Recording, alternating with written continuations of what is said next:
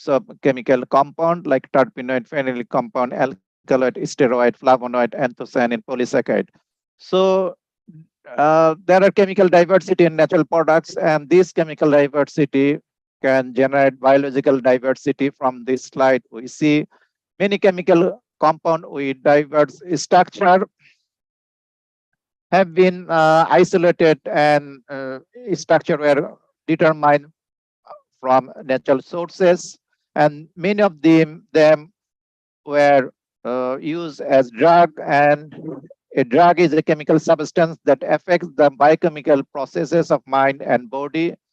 It is a chemical compound used in the treatment or prevention of diseases or other abnormal conditions. A drug may activate or inhibit the function of biomolecules such as protein or enzyme or a receptor, which in turn result in a therapeutic benefit to the patient.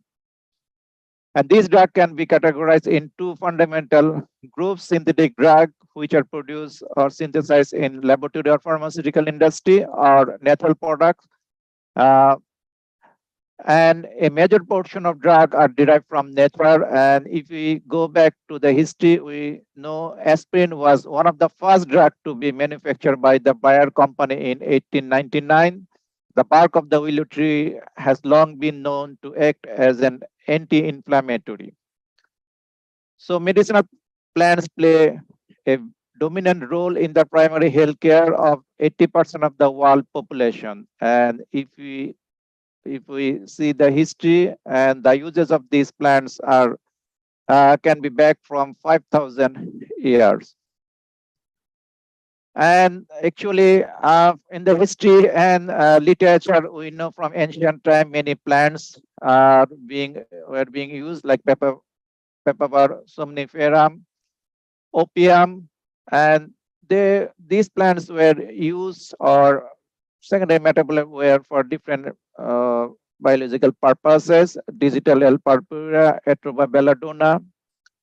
And we know that in the last century, penicillin were developed from the Penicillium notatum, and Alexander Fleming discovered this penicillin. Later, they were developed by Flore Chain, and penicillin was used as antibiotic and saved many lives. Again, in the 20th century, we know many secondary metabolites or plant-based compound are used as anti-cancer agent. And we know Taxol, isolated from Taxol brevifolia, podophyllitoxin, isolated from Podophyllum plantatum, and vinblastine and vinblastine catharanthus rosea. So these are anti-cancer agent, and those compound inspire scientists to work with natural products, and still people are working with natural product chemistry. Actually, I will focus on diabetic mellitus, and diabetic mellitus is a metabolic disorder characterized by glucose intolerance and changes in lipid and protein metabolism. Diabetic mellitus can be found worldwide, and the population is increasing day by day, even in Bangladesh. Approximately 382 million people have been reported to be suffering from diabetic mellitus worldwide, and the number is projected to be doubled by the year 2030. Many drugs are available in the market as anti-diabetic agents like acarbose, miglitol, glibenclamide, metiglinide, nateglinide. And actually, we see from this slide the class of drug, but many of these drugs have adverse reaction like hypoglycemia, weight gain, nausea, headache. So people are looking for safer and more effective anti-diabetic drugs, and we think plant can be a source for this one, and herbal medicine or medicinal plants play an important role in treating diabetics in Asia, India, Africa for centuries. And approximately 800 plants are used in the folk treatment of diabetes according to ethnobotanical survey. From this slide, we see many medicinal plants used for the management of diabetics worldwide. From you see the Scopoia dulcis, Coccinea indica, Momotica choanthea, Gymnema sylvestre, Tigunella, Morus alba, Ficus religiosa, Mosa sapinentum, Viscus album. So all these plant materials are very effective against diabetics, and juice of Mamotica chayanthia are used in many parts of the world to treat against diabetics. In Bangladesh, actually, there are many traditional practitioners who use some of these plants for the management of diabetics, and Bangladesh is rich in diverse range of flora and fauna, and approximately 5,000 flora species exists in the country, and more than 1,000 medicinal plants are available, and around 800 medicinal plants have been listed so far. And actually, recently we are working with plants from Oxalidaceae family. You see on top left side and right side, Aborhoa bilimbi, Aborhoa carambola. And actually, these two plants in many tribal people in Bangladesh use. Uh, so they think that these plants can manage diabetic. So I will show some of our work from these plants. However, I will share some of our secondary metabolites we isolated from medicinal plants which were effective against diabetic. So Gigifas rugosa, and Gigifas rugosa was used by the tribal people of Chittagong Hill Tracts for treating patients of Chiparuga.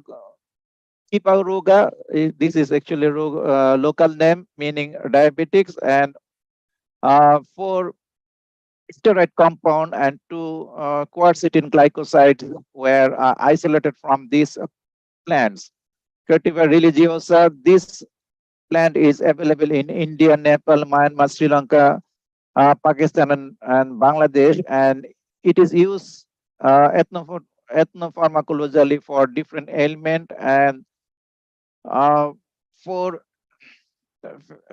phenolic type compounds were isolated from these plants.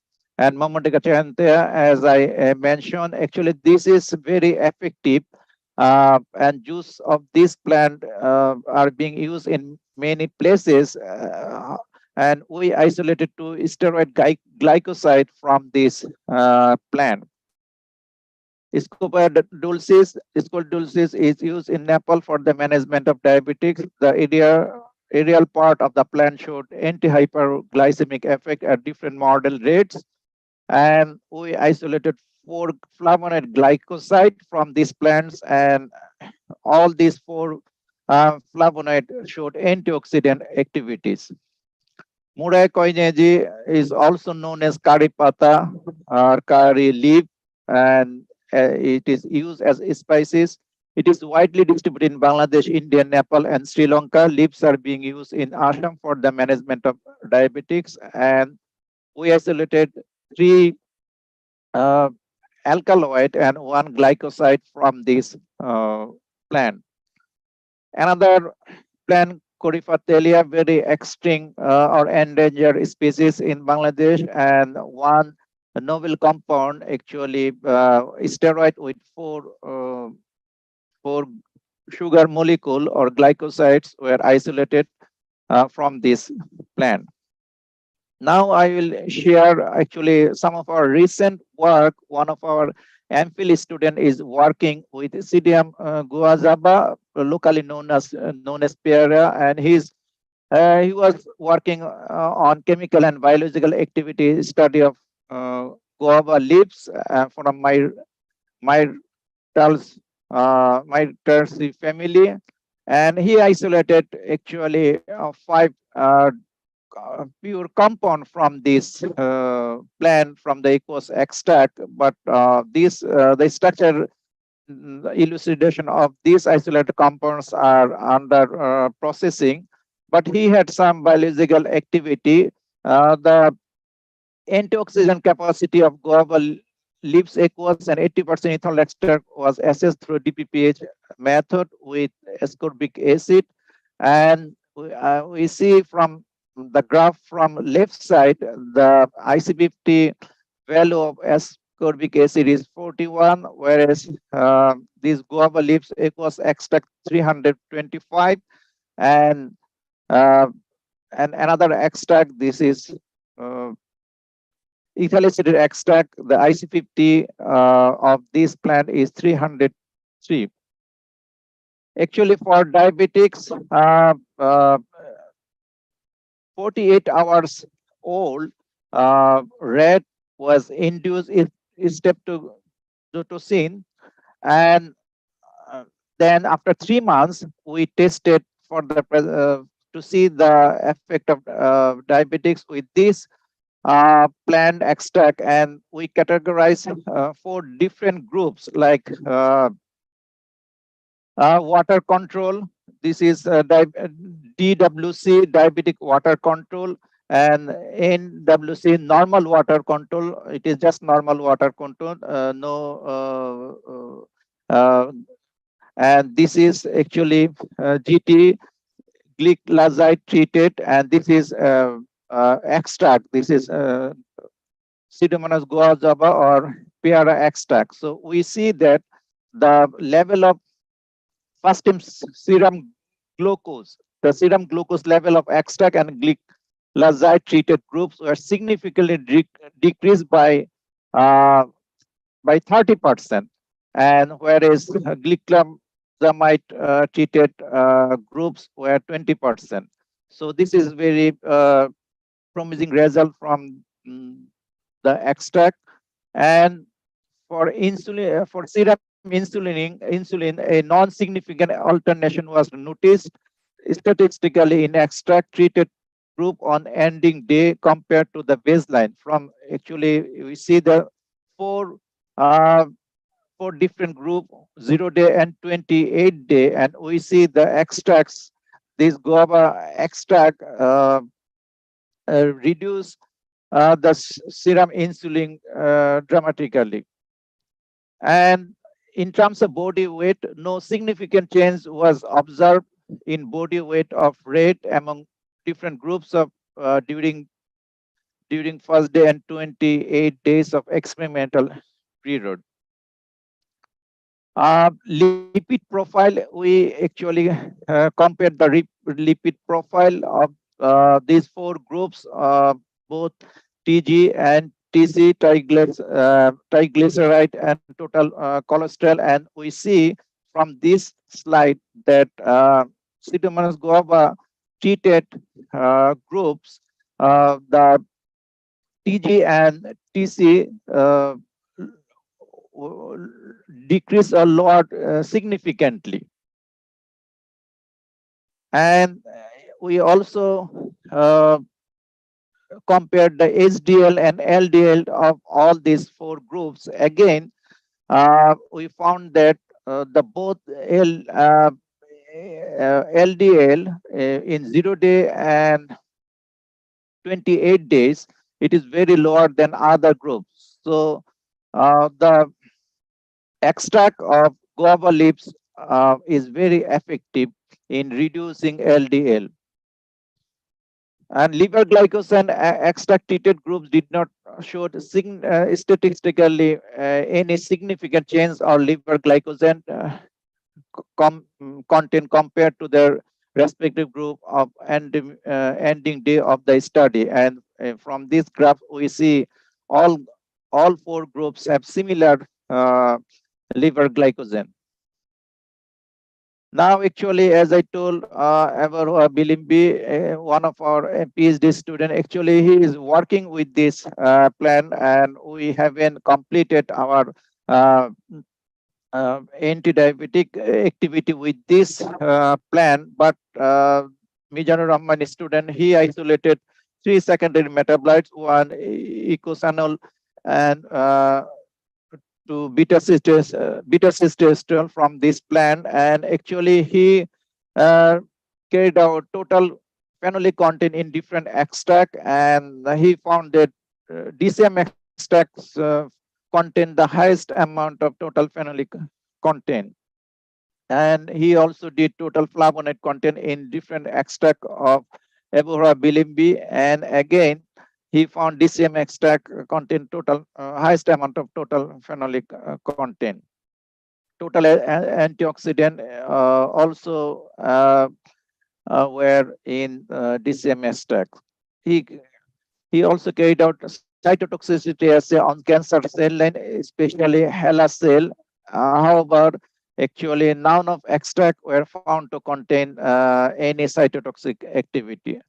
So our conclusion is that plants and other natural sources have been useful in discovering drugs for treating with diabetics, and the presence of a number of phytochemical, including flavonoid, phenol, in Pseudomonas guava might be the major contributor in reducing dyslipidemia in type 2 diabetic model rates. We need to focus for isolation and identification of active constituent of pre-diabetic medicinal plants.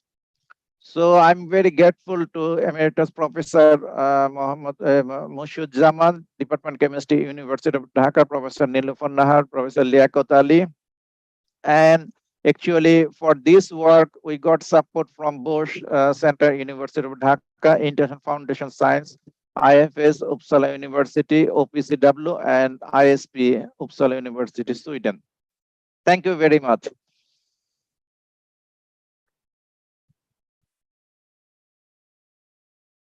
Thank you so much, sir, for giving such an elusive and interactive talk on natural products to combat diabetes mellitus in developing countries and letting us know some commonly used plant products in combating diabetes. Thank you.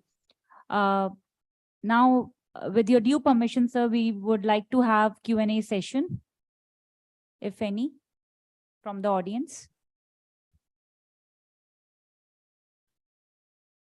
No questions, sir. Thank you so much. I think I have one question. Yeah? Okay. Professor, thank you so much for your very wonderful presentation. I just like to know what is your next step of your study? Well, actually, our next step is to test the isolated compound in the pure compound. But in natural product chemistry, the percent yield of isolated compound is very low, and this is one of the challenge for working with the pure active principle of anti-diabetic activity. But we are trying to isolate in large scale so that we can use to see whether pure compound are active against diabetic model rate.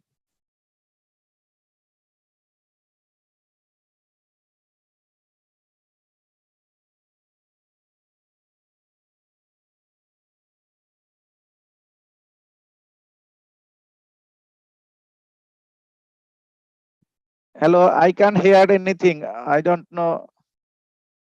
Professor, the second one is among all the plants that you have been corrected for your study, which one consider is the best effective? Sorry, which one? Which plants consider is the best one as far as your study is concerned? Okay, I mean, in present, earlier time, cause in a Momorica 20 showed very good activity, but we work many years with this plan, but isolation of compound from this plan is very tough, very critical.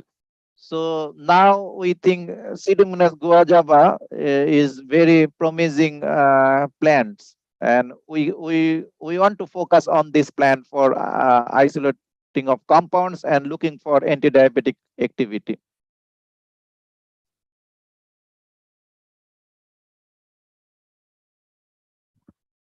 Okay, good afternoon, Dr. Mohammed Shoaib. I'd like to congratulate you for a very informative presentation of your research. I'm very much interested on the Pisidium guava, which your team investigated as a potential anti-diabetic agent. I'd like to ask if you have some idea on the possible course of action or mechanism on how Pisidium guava can lower the blood sugar.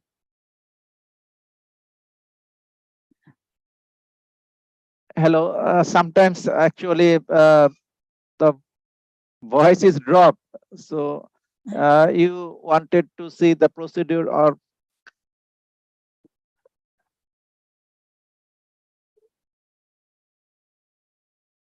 hello.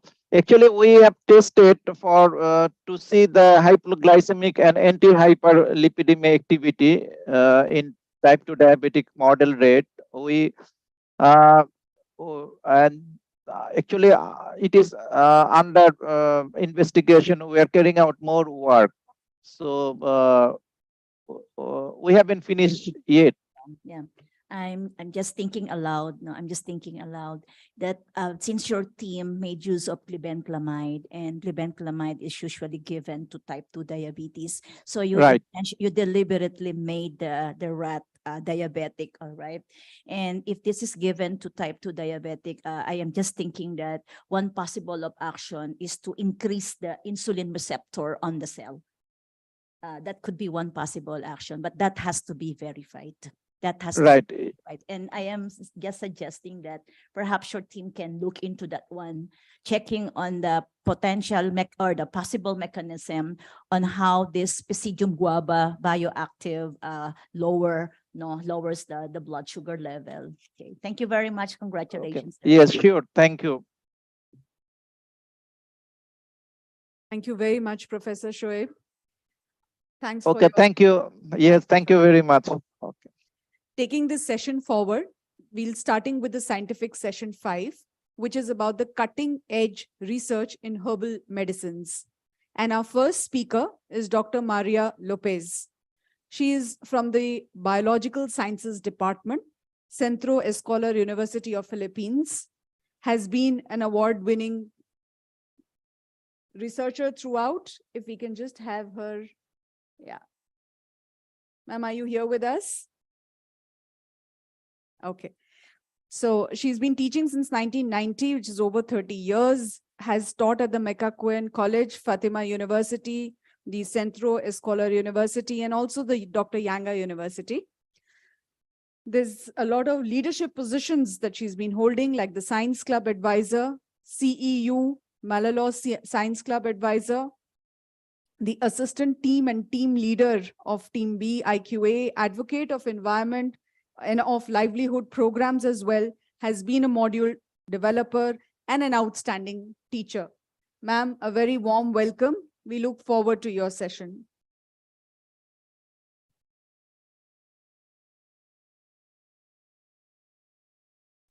Good afternoon, everyone. It is a great pleasure to be with you in the class. So to my fellow presenters, to the committees of the second ICNPAH, respected panelists, ladies and gentlemen, good afternoon to all of you. I have the honor to present to you this particular, oh wait, but I have okay, difficulty in sharing my slides, so please allow me to have it. Is it already been by all? Yes, ma'am. We can see the slides. You can put them in the Okay, center thank view. you so much. Okay, so this particular paper presentation that I would like to share to everyone, I have here the great honor and great pride to represent the Central Escolar University, Manila, Philippines, in this prestigious presentation for Global Research Group. Our Excuse group me, was Sonia. spearheaded Sonia. by yours truly. I am, yes, ma'am. Sonia, can you please put your PowerPoint in presentation mode? Oh, okay pa. Yes, thank you. Thank you pa. Okay. Is it done, Din? Is it okay, Din? Yes, yes, Sonia, it's okay. Okay, thank you. So, in this particular endeavor, the introduction, our work is something to do with the antiviral properties of the or the miracle oil, the virgin coconut oil. It is a review in which we have information and related literature coming from in any particular article review and so on and so forth. So my introduction has something to do with the the advent, or how important actually this BC oil. So in the advent of the COVID-19, government leaders, scientists, pharmaceuticals in the entire globe are really searching for alternative ways on combating this virus, until one plant from the palm family has been identified to contain an antiviral quality, which is the coconut. The objectives of our study is this: to be able to find for an alternative source in finding the COVID-19, to be able to prove the antiviral property of the virgin coconut oil, and to be able to use the virgin coconut oil as supplement to be able to improve health conditions to individuals suspected having the COVID-19. And because of this biological taxonomic classification of our coconut is stated as follows. So it belongs to the kingdom Plantae. Their phylum is Magnoliophyta. The class is Lithiopsida. The subclass is Arecidae, order Arecicales, the family Arecacea, the genus Cocos, and the species Nucifera. Cocos nucifera, or the coconut virgin oil as we always refer to, from its is considered to be the purest of all the coconut oil, extracted using the cold process, in which we say that this particular form of coconut oil extracted using cold process technology and not undergone oxidation and heating process. So it is also considered to be rich in medium chain fatty acids, and it has a good cholesterol with an amount of essential fatty acids and antioxidants of medicinal and therapeutic properties. There are a lot of this health benefits, as we all know, as the whole world being able to meet what we call the so-called fear in facing the COVID-19. There are several health benefits that the researchers have attained in taking this. Number one is that the VC oil boosts the immune system. It has the property to slow down the aging process. It has an antiviral, an antifungal, an antibacterial, anti-inflammatory actions. And VCO demonstrated really a superior physico-chemical and antioxidant properties compared to the commercial used. With this, the coconut oil and its properties connotes the following. This review really analyzed the published literatures and scientific evidence to support on the so-called health claims, such as those considered as an antiviral properties of the virgin coconut oil.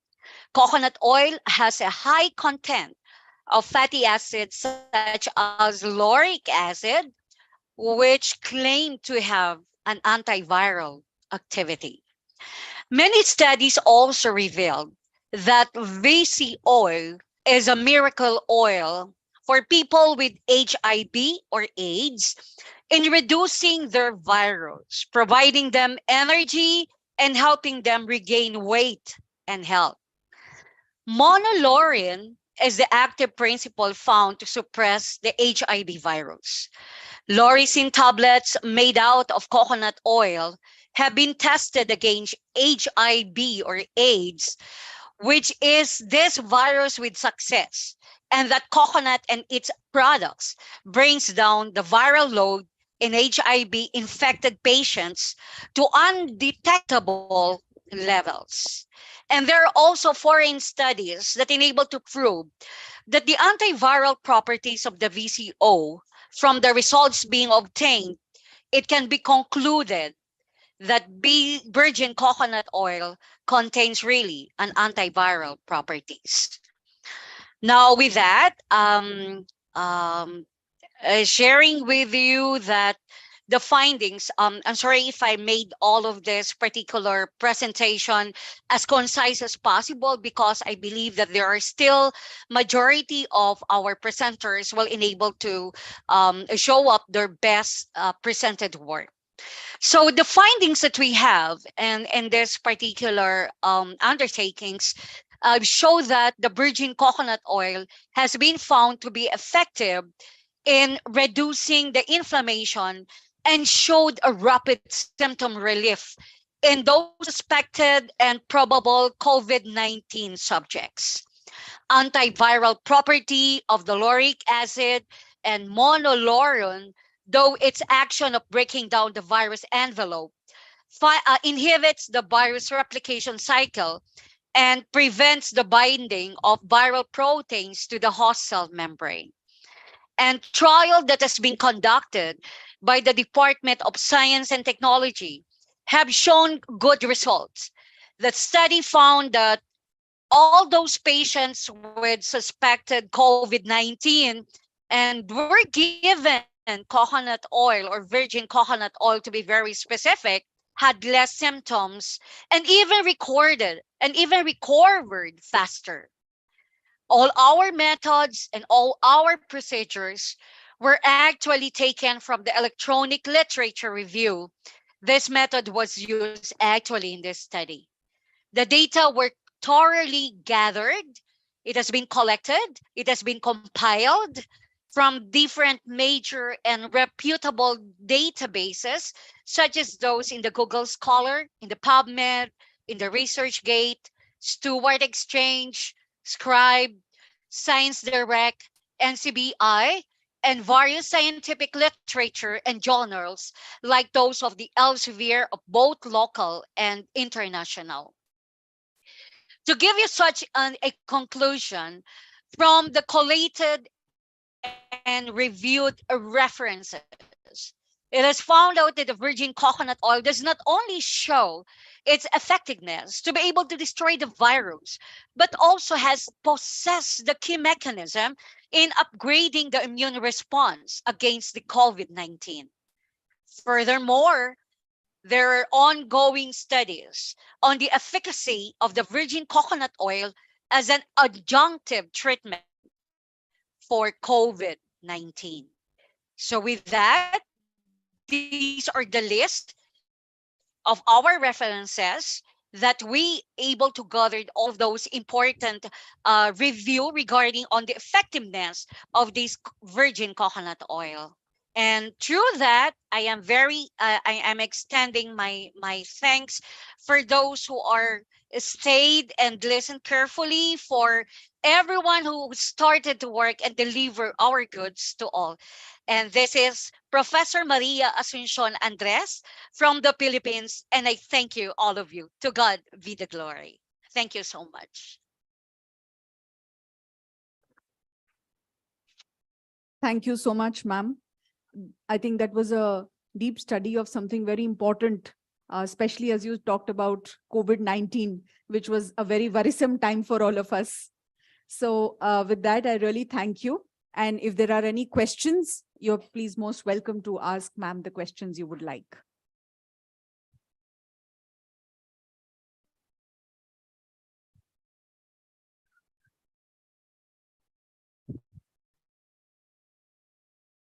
Hello, it was a wonderful talk. I'm Dr. Vaijayanti from Gargi College. Thank you so So much. I belong to South India, and then we have been actually having lots and lots of coconuts, because now I'm in Delhi, so we don't use so much. But in South India, everywhere, morning till evening, we eat coconuts. Okay, chutney with the idli and all that, that is coconut only. We apply coconut oil on our head every day, they apply. And on the body also, quite any ailment, they will say apply coconut oil, it will go away. And regarding this cold pressed oil, so in the villages, you do have that bullocks going around and then the oil being removed mechanically. So all that is cold pressed. This urbanization has brought us here, and then we are dependent upon shops and, industry for supplying us all these things. So is the urbanization the result of all these diseases?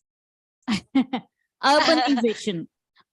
So Okay. had we probably followed our earlier routine, we would have been much better off. Yes, yes, it's really good. Uh-huh. And Um, uh, yes, but consuming coconut will have the same effect as taking coconut oil, or we'll have to take it in the oil form. Yeah. actually, we are really very proud to say that the virgin coconut oil, extract is really a very pandemic. We are looking forward for, because of the fact particle companies have already been stated to have these vaccines readily available for everyone. So since Philippines is a vast country, is a vast continent with lots of this coconut oil, and majority of our people are living in rural areas wherein they are not given the priority enough by the government to sustain with the vaccine. So what they did is that they really have to look for this particular, ever since I know, even I could also be attest that there really such a very good effect of this virgin coconut oil. It's not only for the COVID, precisely we're doing that, but also in the previous study that we made, that those particular what you call this we call this warts that we have in the body, especially those that I have here in my fingers. I only applied this particular virgin coconut oil, and it's really very effective. I would say that I am a living testimony how effective this virgin coconut oil, if only given the privilege to be able to show entirely in the global market how this miracle oil really have a very positive effect in our health. Why we here in the Philippines and even there in India could probably connive so that we can elevate the function and the effectivity of this miracle oil. Thank you Okay, so so much, thank ma'am. you. This really looked very Very much. passionate, because you're the living example of what you're actually researching also. Yes. Thanks so much. With that, Yes. we would like. Thank you, and God bless everyone. I have a question, ma'am. Thank you, ma'am. I have a question. Yes, sir. Uh, due to paucity of time, we'd like to move on to the next speaker, please. We would like to Okay. introduce. Thank you so much. Thank you, ma'am. We would like to introduce Dr. Jayanta Kumar Patra, who's an MSc PhD PDF, currently working as an associate professor at Dongguk University in the Republic of Korea. His research focuses on nanoparticle synthesis and their potential application in biomedical and agricultural fields. He has more than 15 years of research and teaching experience, 150 papers, 38 book chapters, 18 books authored. Sir, we are just very glad to have you, because you're already listed amongst the world's top 2% scientists based on the citation impact during the single calendar year of 2019-22. You're most welcome. We look forward to your presentation, sir.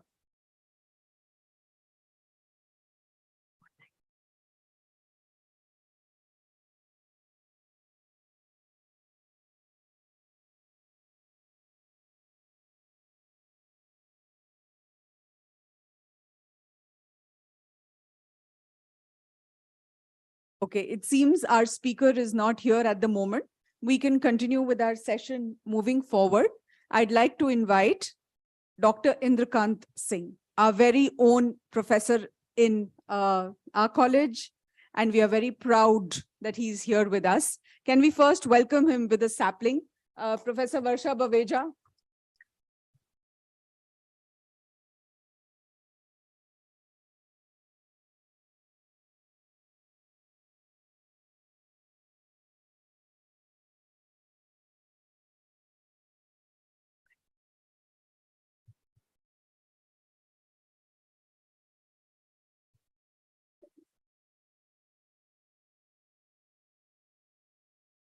So Professor Indrakant Singh received his PhD in zoology from the Department of Zoology, University of Delhi.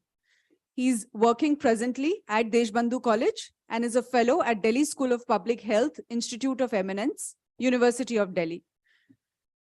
He's the recipient of the Young Scientist Award Fellowship by Science and Engineering Research Board, the Raman Postdoctoral Fellowship, Max Planck Society Visiting Postdoctoral Fellowship, and ICMR DHR Long-Term International Fellowship for Young Biomedical Scientists.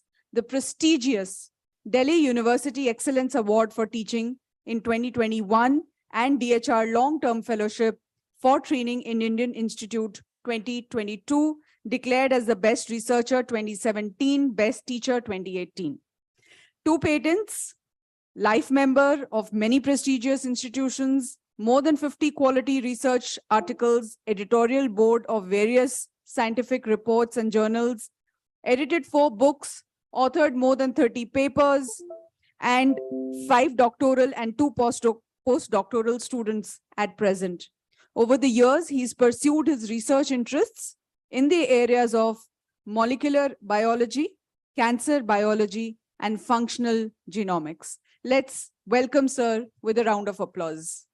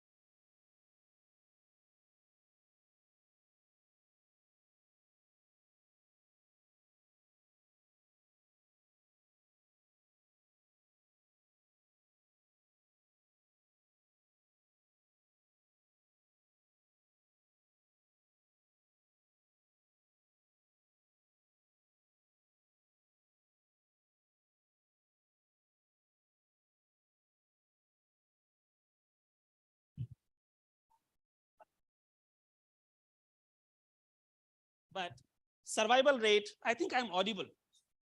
Okay. I'm sorry. Yeah. So survival rate of patient will increase, and vice versa, survival rate of cancer cell line should decrease. Yeah. So here, if you see the anti-apoptotic protein, there are many reported, and out of them, you can say BCL2, BCL2A1, BCLW, BCLXL, and MCL1. So in my lab, we are basically targeting this and this for different, purpose, not for this only for breast cancer. So, and another way, this pro-apoptotic proteins is again divided into three categories: effector 1, effector, direct activators, and sensitizer. So now the question is, which one we should target? We need some basis for that. And for that, we have chosen, there are many more software. We have chosen one of the very good software available for prognosis analysis, that's called KM Plotter. So KM Plotter is basically database that will give you information regarding the relationship between the overexpression and the survival rate. Okay. So if you talk about, there is two mechanisms, intrinsic and extrinsic, we all know. So let's talk about this first, this one. I already told you that there must be, check and balance. So in general, what happened normal cell death when the normal apoptosis is happening? So what happened? This BH3, the direct activator, is basically check upon these anti-apoptotic or what we call pro-survival proteins. Same, this BH3 also, this sensitizer also check upon this anti-apoptotic or pro-survival proteins. In general, this is the normal scenario happening. So what is basically why this is important? Important is ultimately this cascade of reaction will go to basically control, and very important role they play, that mitochondrial outer membrane permeabilization. And ultimately, this is the most important reactions or what we call the process which is required for apoptosis. So what is happening? If this process will continue, ultimately cytochrome C will release the caspase activation, and ultimately apoptosis happen. So this is the normal target which we all have to follow. Okay, but if what will happen if scenario is different? In that case, instead of check from this direct activator on the anti-apoptotic, its story is reversed, because expression level of this pro-survival protein for cancer cell line or what's called anti-apoptotic proteins, if their expression will increase, they are going to check upon this one. And so ultimately, there is no mitochondrial outer membrane permeabilization, and ultimately there is no, this reactions for apoptosis is not going to happen. Okay, so then what will happen? Here the cancer cells death, but here cancer cell survive. Now, next.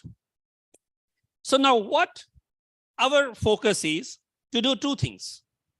Number one, to find the proteins which should be the best target, and to find out or design inhibitors that could lead to, the decrease the survival rate of this, the cancer cells. So because I'm presenting here in silico, yes, this is a predictive work, but this will play a very important role because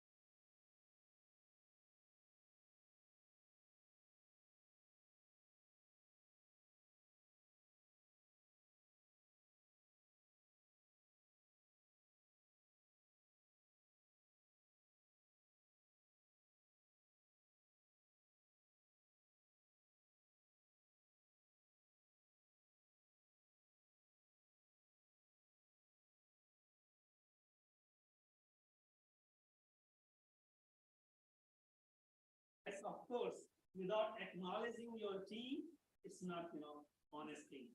So yes, this is the people who are involved in this study. Dr. Archana Singh from Hansras, Dr. Vishwajit Kundu is from IIT Delhi. Sadhe is my PhD student who is working under South Korea in this Bandhu and South Korea collaborative projects. And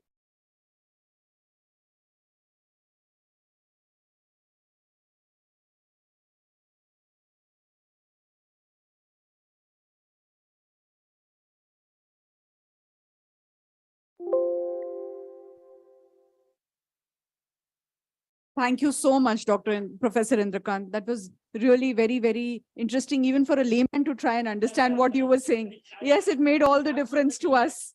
Right. So can we give the privilege if any of the chairpersons for the sessions have a question, because we are running late for the program. I'm able to clarify. Yeah. No, I think you can do really the best one. I can see that, no. But I'm also very interested in docking.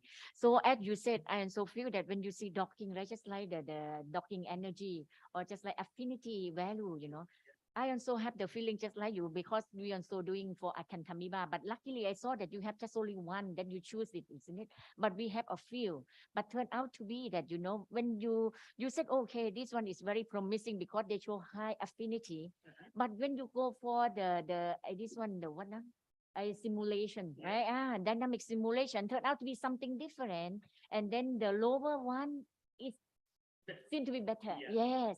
That's why I think that you also but prove that hypothesis. So I feel very happy that, okay, now whatever we see through our work seem to be on Yes, par with exactly. others. Yes, Yeah. absolutely right. And if anything, I can be help of you, most welcome. Yeah, thank you so much. Yeah. Yeah. Okay. So I'm thank you. working with almost 4 or 5 abroad collaborations. Yeah. So you're most welcome and visit my lab, interview the students, and whatever best I can, I always offer. And in fact, I'm planning to start a small center here. Then we can have MOU with any country, any organizations, or any institutions. Thank you. Okay. Thank you so much, Professor. With this, may I please request Professor Varsha Baveja to once again, please give a memento to Professor Indrakant as a token of. Please, all of you are most welcome.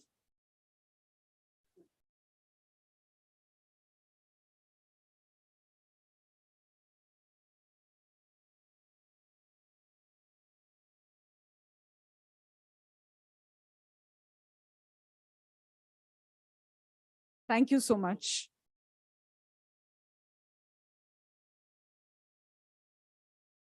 With this, we move on. Oh.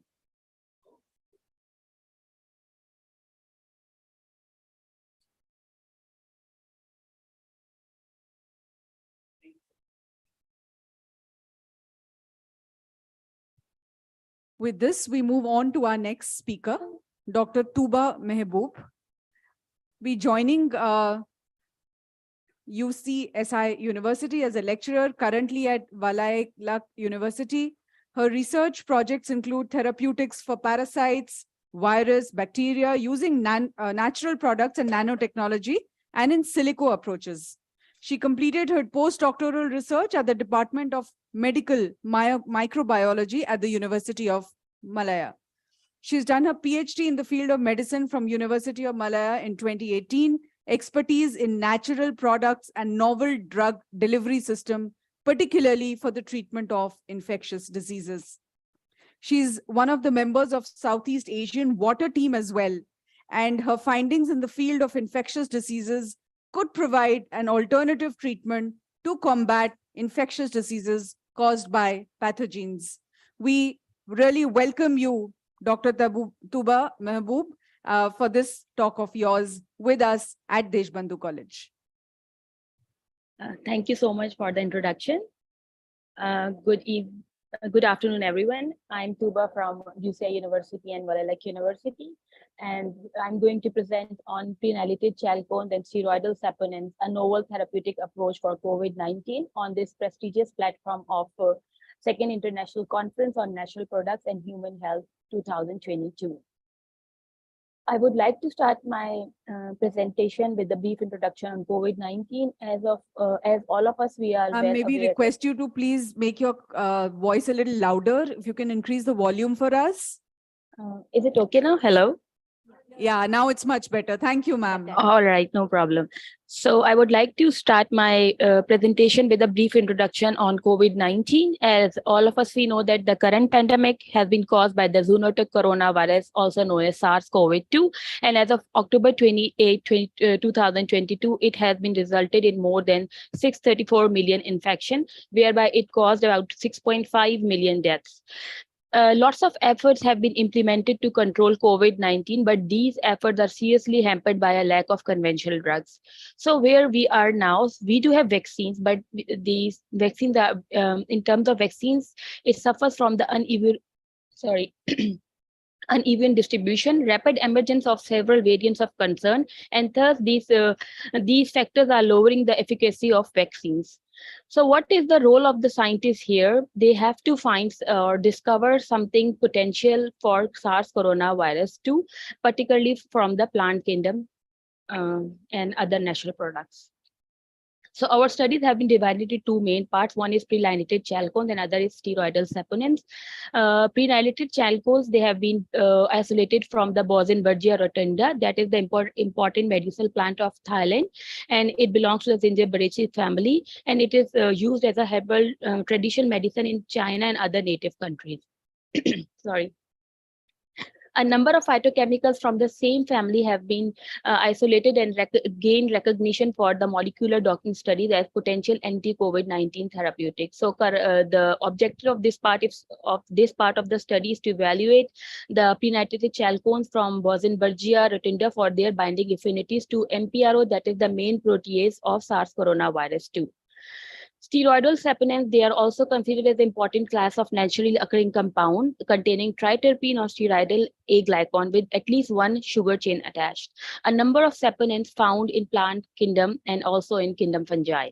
They have gained recognition for their pharmacological activities, including hemolytic, anti-inflammatory, antimicrobial, anti-cancer, and immunomodulatory.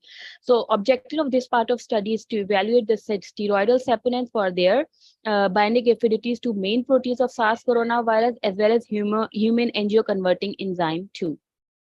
A little bit on the docking, there are basically 4 benchmarks docking study programs. Docking study with hypercam, also known as DSHC, autodocvina, RDoc, and S program. All of they are the most stable docking study programs. In DSHC, all docking modes are reproduced, whereby in using autodocvina and RDoc, low score docking modes are reversed, whereby in S program, all docking modes are reversed. These programs have been categorized on the basis of precision and speed as well. If we look at the precision, DSHC comes first, followed by autodocvina, then an RDoc, and then the least one is S program. Whereby the speed, the fastest one is S program because it takes about 13 seconds to complete one cycle, and RDoc takes about 44 seconds to complete one cycle, whereby autodocvina and DHAC almost takes same time, that is 64 seconds for DHAC and 76 seconds for autodocvina. So coming towards main protease, why do we have particularly selected main protease of SARS coronavirus 2? Because it plays a central role in viral replication. That's why it makes an attractive therapeutic target to inhibit the virus. Okay, here we can see that the amino acid histidine 641 and cysteine within the circle, they are the catalytic dyad amino acid of main protease of SARS coronavirus 2.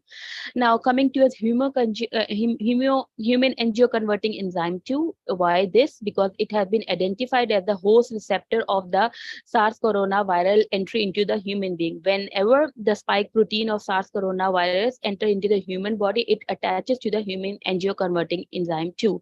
That's why it is considered as a primary therapeutic target for SARS coronavirus 2.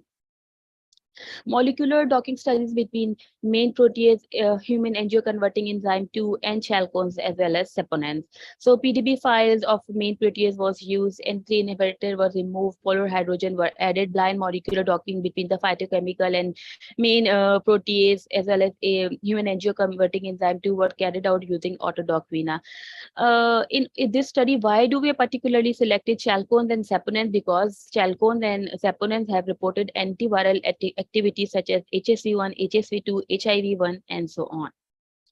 So coming toward the binding energy of chalcones with the main protease of SARS coronavirus 2. So here do we have four types of chalcone: Cratchit A negative, Cratchit A positive, Cratchit B negative, and Cratchit B positive.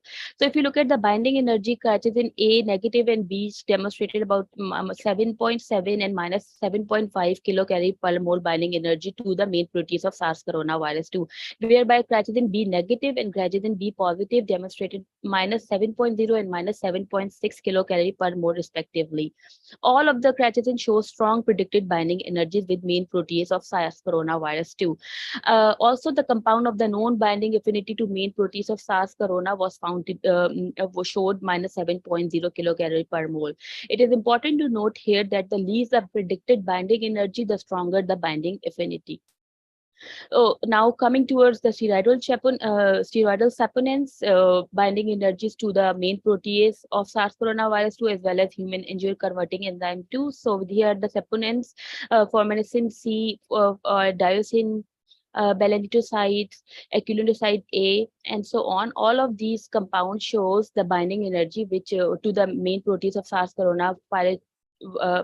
Main protein SARS coronavirus 2, it lies between minus 10.3 to minus 8.0, whereby if you look at the binding energy to human angioconverting enzyme 2, so the energy was fall between minus 11.0 to minus 9.0 kilocalorie per mole.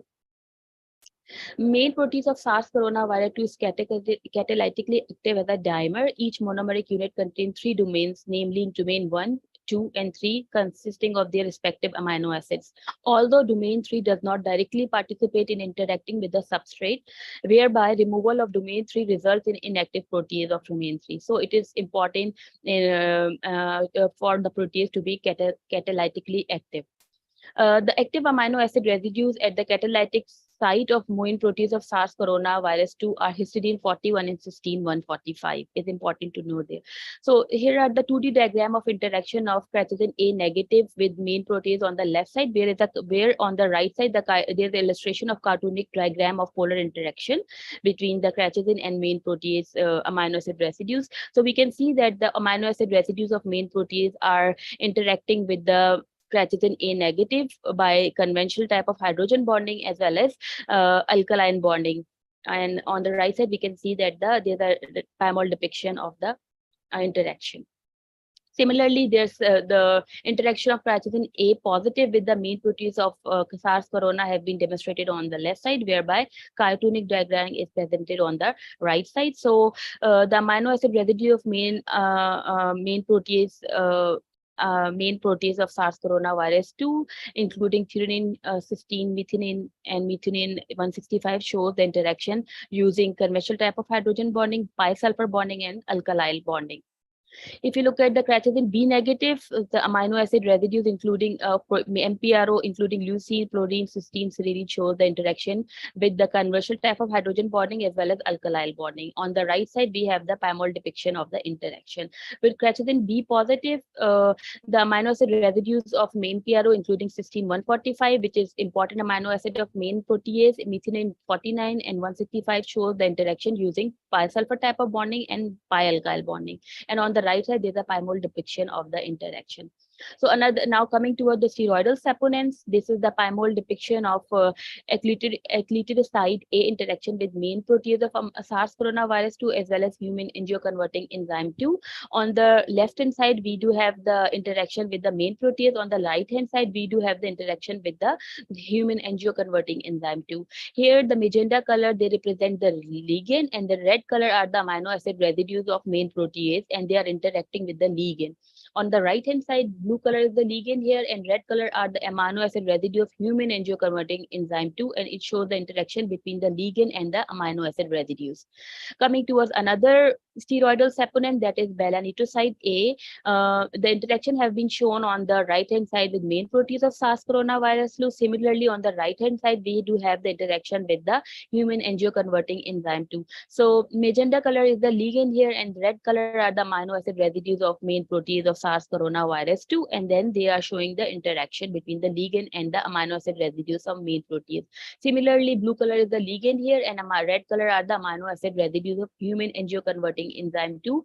So they are showing the interaction between the ligand and the amino acid residues. Another type of steroidal saponin diosine interaction have been shown here with main protease on the left hand side, whereby with human angioconverting enzyme on the right hand side. Magenta color is the ligand here, and red color the amino acid residues of main protease, and they are showing the interaction. Similarly, on the right hand side, we do have the blue color in the ligand, and then red color are the amino acid residues of human angioconverting enzyme, and they are showing the interaction with the ligand.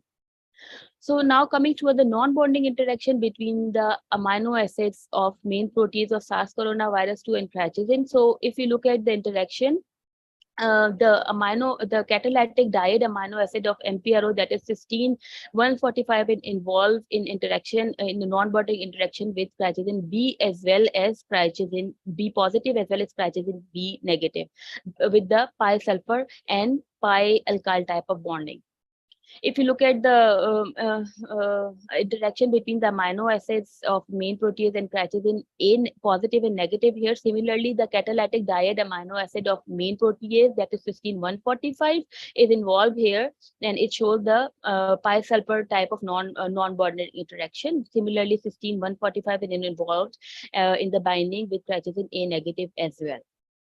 So summary of interaction of amino acids with main protease of a main protease with crachizin. So the cysteine 141, methionine 49, phenylalanine 145, and so on are the amino acids residual in main protease and are involved in the substrate binding. Whereby, if you look at the main catalytic diide amino acid of main protease, that is cysteine 145, it is actively involved with interacted with crachizin B positive, crachizin B negative, crachizin A positive as well as crachizin A negative.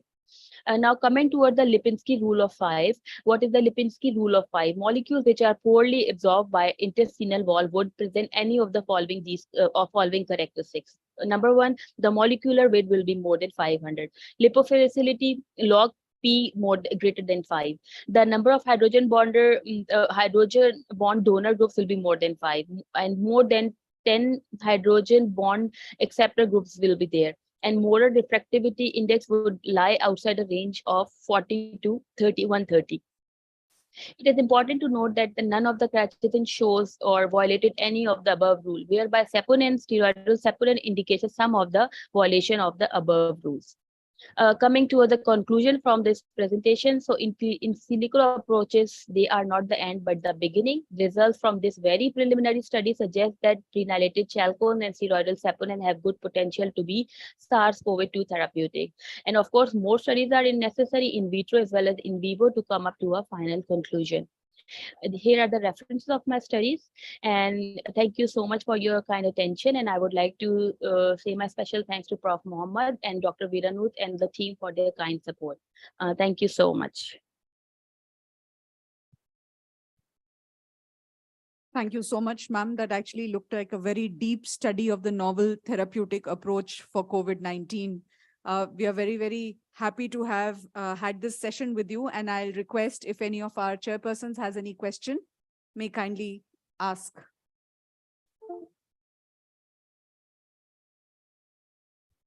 We don't have any questions, but any questions from the floor? Prof Singh, you also doing on this dockings? No. Okay. Thank you so much, ma'am. Thanks once again for being with us, for joining us and enlightening us with this talk of yours. With this, we have the next session with the next theme, which is our Azadi Ka Amrit Mahotsav. This is our session 6, the social science, education, and research in health. We have Professor Zelia with us, who's going to take the next session. She's already joined us. Professor Zelia is from the Center of Child Studies, Institute of Education, University of Minho at Portugal. She's the coordinator of curricular units, human biology and health and natural scenarios, science. PhD with a double degree on child studies, area of child health, didactics of biology, health and environment. A master degree in health promotions and geology.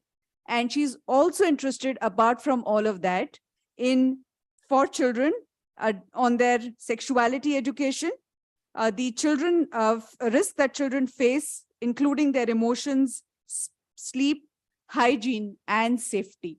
Thank you so much for joining us, ma'am. We look forward to your session.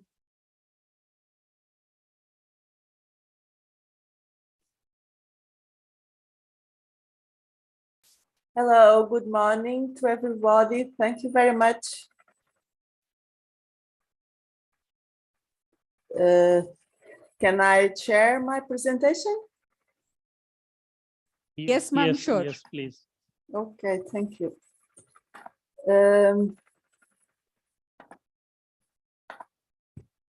Okay, we are going. So, thank you, first of all, for inviting me to be here in this very, very interesting conference. Can you kindly please share it yes. in the presentation mode? Yes, yes, yes. Thank you so much. Okay, now I think it's okay. Is it? Ma'am, thanks. Okay, thank you.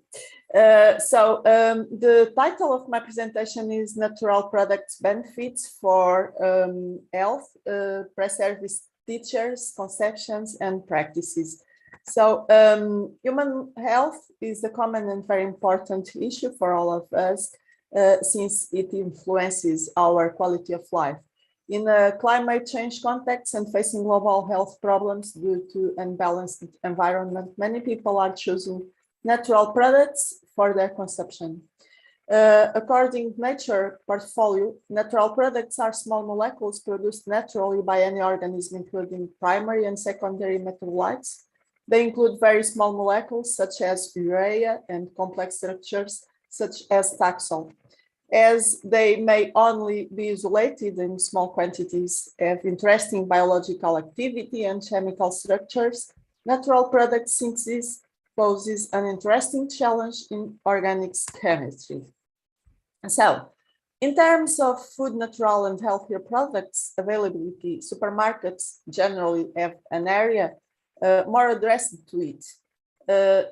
And it is clearly identified. For example, in this first picture, I have a photo from one supermarket with bio products. Nevertheless, these products have increased costs. That means they are not accessible for all people and families, specifically in the actual context of our economic difficulties we are coping. These food products emerge also as an answer to food intolerances and allergies to some substances like gluten and lactose and agrochemicals added in agricultural production, as well as conservatives added during preparation for sale. So another kind of products we have is in the second picture, gluten-free or lactose-free products. The use of agrochemicals are procedures to intensive production and to have food available for more people with lower costs. Given the different regions of production and consumption and the exportation and importation needs, conservatives are needed to keep the product's integrity. So in relation to therapeutics, natural products are viewed as alternatives and complementary to allopathic medicine. In this sense, both in diet as therapeutic way, it seems interesting to explore pre-service teachers' conceptions and practices about natural products since they can explore it in future with the children they teach. Their views about how school can contribute to healthy life and natural products use and production are also important to know. Hearing about natural products in several contexts, different conceptions usually appear.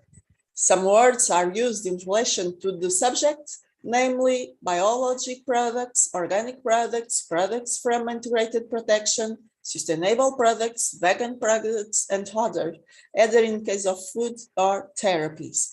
However, the scientific concept is not clear and misconceptions emerge, namely about chemical products, forgetting that all material are chemicals, as well as using biologic and organic in a mix of ideas in common sense and language. I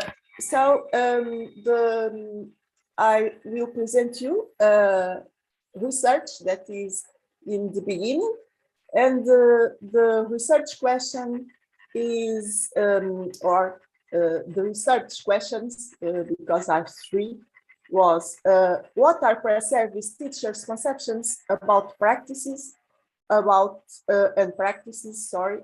natural products? How pre-service teachers can contribute to the use of natural products since they can explore it in future with children?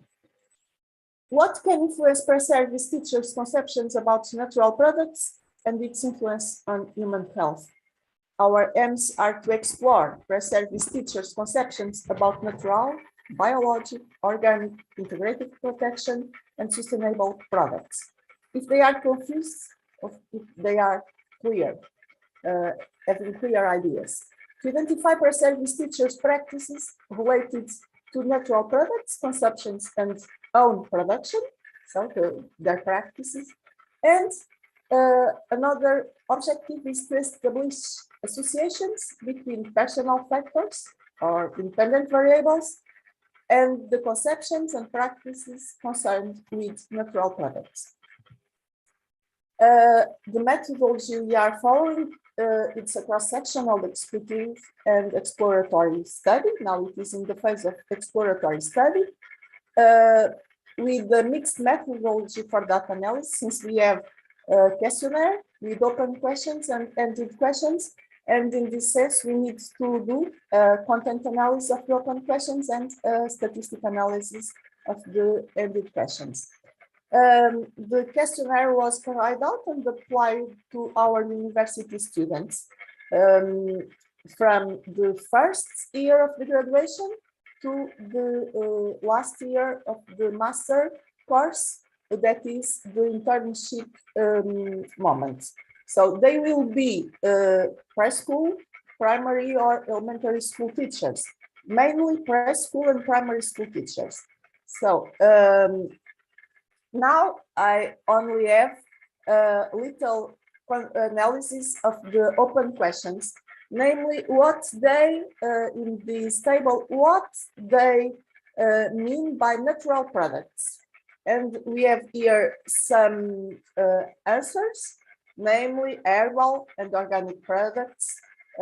These are products that contain no other chemicals or artificial substances. Natural products are made with products that are not chemically processed, products that are made from natural materials, that means without chemicals, products made without chemicals. So in products made from plants, natural products are products that do not have chemical products in their compositions, or without preservatives or without agrotoxics. So in almost all the answers, we have the reference to chemical. This is the fear and the conception or misconception or a good conception about natural products.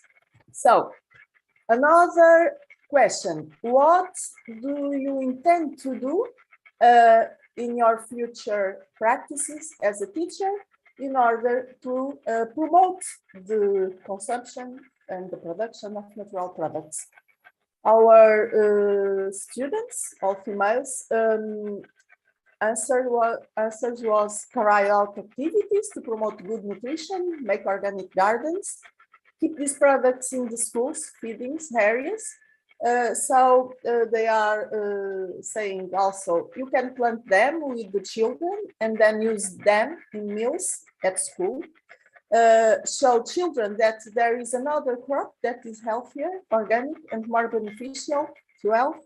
The school can build vegetable gardens, promote talks, visits to organic farming fields, create lectures to raise awareness of their purchase and use, and raise awareness among parents and educators, partnerships for snacks and lunches, have a vegetable garden and orchard, raise awareness of health and environmental issues. In the classroom, show examples of natural products, use natural products in the canteen, promote reflections on this importance, have a vegetable garden, healthy food in the classroom. So the main categories of responses are to have gardens, vegetable gardens in school, raise awareness of teachers, educators, parents, and eat children productions at school in the canteen. So to teachers intend to practice vegetable gardens in school and help children to learn that if they produce it, they can eat at school or get it at home to their own and family. Pre-service teachers of basic education are mainly women, youngers, near the 20s, concerned with environment problems involving health education and revealing different conceptions about natural products. They are key actors to implement natural products use and production based on school practices. Some of them, when implementing the internship pedagogical projects, approach diets, health, and living beings. And about these terms, living beings is one of the topics my students are discussing with children, and they discuss about plants, about animals, about the consume, and about the product it at school. In some cases, they are doing it with the school in school garden with children collaboration and for learning on to get natural products. Children can learn about how to get natural products. So it is also included in the school curriculum for from our Ministry of Education, namely in the National Strategy for Citizenship Education. In the topics, the three last topics of the first group, namely sustainable development, environmental education, and health. Also, it is present in the Eco Schools project that started in 1996. And many Portuguese schools are part of this Eco School project that is promoted by an environmental education and association. So the Foundation for Environmental Education that is an international association. So to work with this teaching, learning about natural products is also a contribution considering our sustainable developmental goals by educational way. Namely, I select these six. To contribute to zero hunger, to contribute to the three goal, good health and well-being, the fourth, quality education, the 12, responsible consumption and production, and the 13, climate action, and the 15, life on land. So maybe it is present in all of the 17, but I understand these are the more related to this. So we are also working with other colleagues, namely from Brazilian. Our intervention includes a partnership in an international, so I'm working with more than one international project with Brazilian colleagues. The more recent are based on teachers' empowerment to implementing it at school. And they are already implementing school gardens to educate children to obtain their own food products in a perspective of natural products for better health and reduction of the use of agrochemicals. Because Brazil has a big problem with the use of agrochemicals. Here we have prints of a presentation of the coordinator of this project in Brazil, Professor Eva Boff, and our presentation in the last Congress I coordinated here in the University of Lima. It was the 9th International Congress on Health. Other presentation is from other colleague or other research from Brazil, Claudia Tomé, and our presentation has the title here in Portuguese, but I translated it to English. The title was School Garden, a living possibility of linking the theme of food and nutrition education to the school curriculum. So Claudia is nutritional professional, and now she is implementing it at schools for children to learn how to have better products, natural products without agrochemicals in the school. And they have also already product some vegetables and fruits, and they are consuming it at their own school. Very interesting, in my opinion. So some weeks ago, they have knowledge at the event, big event, where children were invited to present what they do at schools in this project. Here we have a presentation of the origin of a geometric garden in the school environment. So this issue can have a transdisciplinarity in the process of teaching learning. Here we have maths, biology, and environment, and cooperation and responsibility. So several topics of health and biology and citizenship. And I believe it is the way to have a better health and environment. So as a final remarks, we need to understand that conceptions are individuals and are formed by the interaction between knowledge, values, and practices of several interveners, including teachers and decision makers. So here in this KVP model from Clement, who was my PhD, one of my PhD's supervisor, he created this model where he refers to the scientific knowledge, the references we have, the communication of scientific knowledge, its introduction to school curriculums, the textbooks, and all these knowledge, scientific knowledge about an issue needs to be transposed from the academic community to school, to the classroom. So it is called the transposition didactic, sorry, it is in French language, the didactical transposition. And in the didactical situation, it is worked approach in an environment of learning at classroom, but outside the classroom, in the whole school spaces. Also, it can be communicated by local journals, media, and several people are including in it.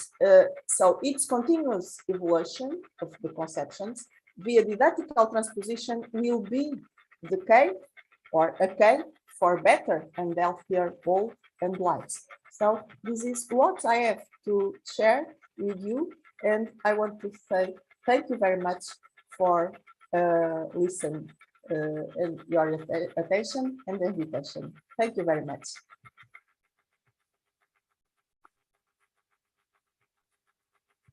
Thank you so much, Professor. So catch them young seems to be the slogan for you. You're already talking to school children. And when it comes from deep inside them, that it's about their health, I'm sure this will go very far. Thank you so much for your presentation. If any of the chairpersons has any question, please go forward. Just the work made by the team of Dr. Anastasia. The work highlights the importance of the teacher, the preschool teacher. The preschool teachers are instrumental in increasing the awareness of the young children on the importance of the natural products. So, and also just like in our country, we give emphasis on this sustainable goal development, and it's good that in their school also they are putting premium on the sustainable goal development. Thank you. Congratulations, ma'am. Thank you so much. Thank you, Professor. With this, we have another professor, Professor Christopher Wayar, who's an associate professor in the School of Pharmacy in Malaysia. Is an expert in Asian ethnopharmacology, chemotaxonomy, and ethnobotany. The research interests include ethnopharmacology of medicinal plants in Asia Pacific, bioprospection, collection, and identification of medicinal botanical samples, and phytochemical and pharmacological study for identification of lead compounds as novel antibacterial, anti-cancer, and antioxidant principles from rare plants of Southeast Asia. We look forward to your presentation, your talk with us, sir. You may please begin. Christopher, is that okay?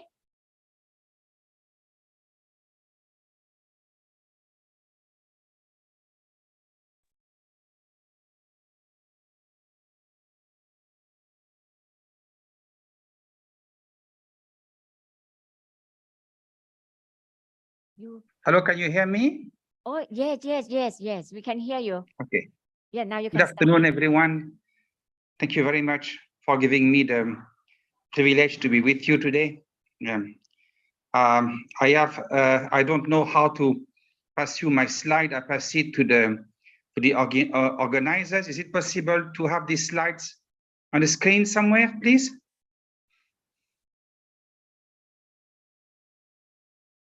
I think unfortunately we have no slide so far, but I think you can talk based on your work, Christopher. You can talk based on your work.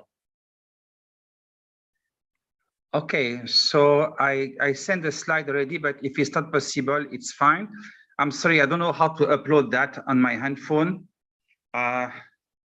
So can you hear me well? Yeah, very well.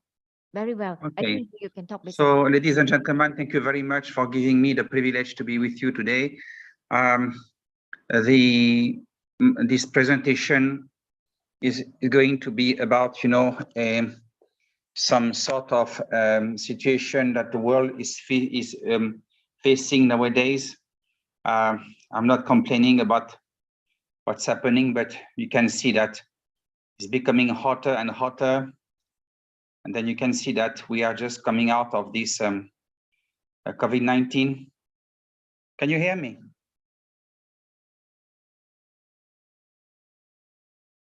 Hello, can you hear me? I can hear you very well. Thank you. So I will continue. So we are in 2022, coming out of this COVID-19. We even don't know what this virus, where it comes from and exactly what happened, but we are safe. Praise to God, the Almighty. So what we know as scientists is that the world as we knew is gone. we are now entering something that is going to be either the end of the human race, or we will start to have some wisdom and will survive. My intention here is especially to get the attention of the students, master students and PhD students, and to convey a very simple message. So we have been depending on synthetic medicines for about now, let's say, 80 years. All right, it works well for, blood pressure and arrhythmia and also diabetes sometimes, and cancer also is good. But with the COVID-19, we have been, in a situation where for perhaps say more than a year, the population were left, untreated. There were no drugs, only some vaccines, and some of them, very dangerous. AstraZeneca, for instance, vaccines have caused the death of people, and Oxford vaccine has caused the death of people as well. I'm not saying vaccines are wrong. So we have been told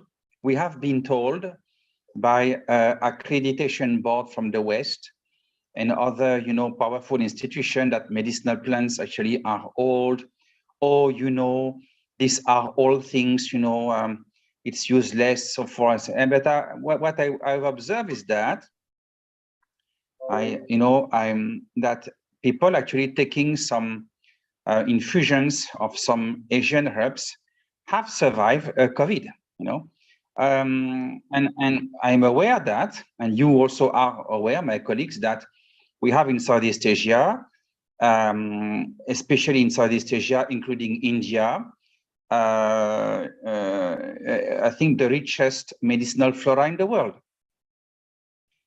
We are basically sitting on a pile of gold. This is the largest resource of natural products globally, you see. But thank you very much. I'm very thankful for that. Thank you very, very much. Thank you. So what happened is that there is no on the market globally now any, extract of plants or even plant powders being sold globally for the treatment of, of serious illnesses. So the aim of this presentation, which is a very simple presentation, is to look into what as medicinal plant scientists do with our plants in Asia to try to help the populations to fight the next pandemics, because what we need to understand is that COVID-19 is not the last pandemic. Actually, so may I just COVID-19 interrupt you for a moment? Are we on the right slide for you, or do you want us to change the slide? Oh, it's very nice. Thank you. I mean, just don't move. Huh? Thank you. I will tell you. Huh? Thank you. So you're welcome. So what happened is that COVID-19 is a small guy. COVID-19 is a toddler. COVID-19 is one wave, and we are going to see, and our children and grandchildren are going to see what we could say Godzillas. Some viruses like the Lassa virus, or other viruses which, are going to have a death rate, because I think with COVID it was about 2 to 3%. I could be wrong, but with the Lassa virus, it's much higher. You've got also some influenza viruses which have almost 40% death rates. And what I want to tell you, I'm not teaching you anything because I'm your colleague and friend. I'm not pontificating and giving you lessons. No, we need to have brainstorming sessions, and we need to alert the governments and the populations that we are left without, medicines against the coming zoonoses, which will, be much more violent, and which will kill more people. Now, the origin of zoonosis, as you know, is mainly because of violations of nature. For instance, the Lassa virus in Africa has come from some small rats or mice, which were living, happily in the core of the rainforest of Africa. But because of logging and other palm oil businesses, they cut everything. The rat and the mice came to the villages and passed the virus to the population. So I don't think that the elites that are governing the world are going to stop for money and power. It's okay, they're politicians, it's up to them, I'm not going to be involved, okay? But we need to tell them that you are approaching a dangerous zone. If we continue to cut the rainforest, if we continue cruel animal farming, when you have tens of thousands of chicken inside a farm, and when you have, all of these animals being fed with powders of bones, you had in France this, this Creutzfeldt-Jakob, disease. So we are the elites, the rulers are playing with fire. We are now living in a neoliberal system. That's the way it is. I'm not saying we have to change. We are just scientists, not politicians. These people will not change their course. So as scientists, we need to, of course, tell them that you are going to trigger, the bullet, that will shoot your foot if you continue to push nature, or either you stop, okay, and you can try, to exploit the environment in a respectful way for life. And if you continue, you get ready for global paralysis. Over the weekend, 20 million people die in Africa, just like that. This is coming. This is not fantasy. We read the publications. Everyone knows that we are at the end of the golden era of antibiotics and antivirals. And now we are entering something much more sinister. So we scientists, medicinal plant scientists, we are going to try at our level to, of course, to look into plants which are used traditionally for, that we can develop, as medicines. This can be capsules, this can be herbal teas. People used to say, oh, you need to have a clinical trial. Can you hear me?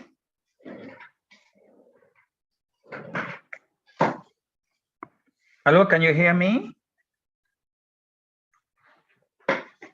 Yes, we can hear you clearly. Yeah. Sorry, because I can't hear you. I'm going to put my earset. I'm sorry. So you see, when I was can you hear me better now? I'm putting some earsets. Yes, we can hear you clearly. Okay, thank you. So you see what happened is that with COVID-19, suddenly the big companies have overnight, given us an RNA virus without proper clinical trials. And the same people have told us for 50 years, oh, but you cannot develop your own medicines. You have to go through, this clinical trial, phase 1, phase 2, phase 3, phase 4, and then only you can go for it. So you can see the fraud. You can see that when it is time for the big companies to develop vaccines, they got the green light of governments. But we in Southeast Asia and developing countries, we are not allowed to develop our own medicines. And all of this is political because if you start to develop your own medicines for diabetes, blood pressure, arrhythmia, HIV/AIDS, and postmenopausal disorders, the monetary benefit, the financial benefits of Eli Lilly, Novartis, and these big companies will go down. And we are living in a neoliberal system, and it is very dangerous for us to fight with these powers, because they can do everything. So the only thing that we can do locally is to approach our leaders, our governments, and tell them, look, we are full speed with our car going towards the wall.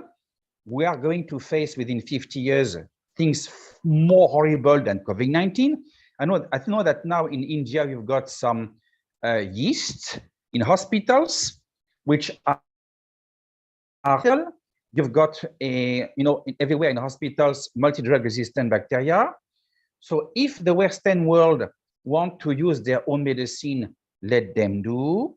But for the sake of the safety of your own population, you really we have to find a way to produce some simple herbal remedies, cheap remedies to be given to populations. So now May I I see please here that. interrupt once more and just remind you Sorry? that we have only 5 more minutes to finish this session. Okay, If you 5 could minutes. please wind up faster. Okay, Thank so you so much. no problem. So you've got here on that slide, SARS-CoV 2003, SARS-CoV 2 2019, monkeypox 1958, and now it's on. Can you please change? Okay, so okay, we've got here the multi-drug resistant bacteria and fungi. Okay, now Andrographis paniculata is a plant that is called in India Kalmeg. It was known of the Ayurvedic masters like Sushruta. Sushruta, was a fantastic medical doctor that was already able to diagnose and treat diabetes. Okay, and Andrographis paniculata, I'm aware that in Sabah has been given successfully by locals against COVID-19. The next slide, please. Boesenbergia rotunda is from the country of my dear colleague and friend, Dr. Viranut. This is a ginger from Thailand. And that ginger has given, very good activities against COVID-19. Next one. Okay, this is the type of work we are doing in Malaysia with this plant here is Bacillanthes, and we found that a molecule inside was good against COVID in vitro. Next, please. Next slide, please. There is no more. Okay, next slide. Yeah, so it is extremely important, for instance, in Sabah, until the 90s, 80% of Sabah surface was covered with primary rainforest. And you know what? By 1995, 90% was gone. Now, the primary rainforest is something unique. You can't possibly regrow primary rainforest. And this primary rainforest, because of evolution process and communication process, the trees and climbers and herbs in this biosphere are source of a fascinating array of natural products.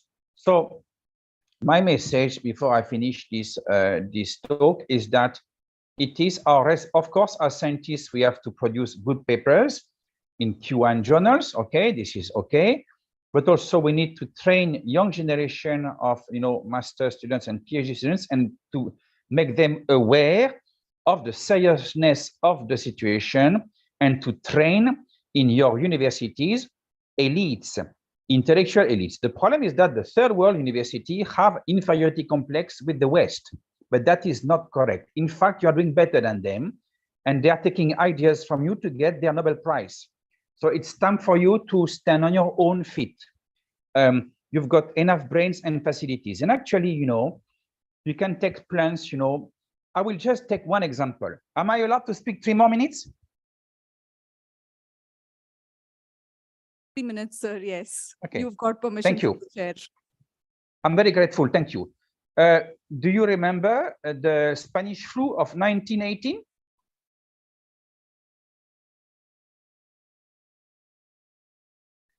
So at the end of the First World War, you've got a mysterious influenza virus, H1N1, that was killing people by millions. However, in India, you had the seeds of a plant which is called Embellia ribes in the family Myrcinaceae. And these seeds were proven to have activity against, this influenza virus.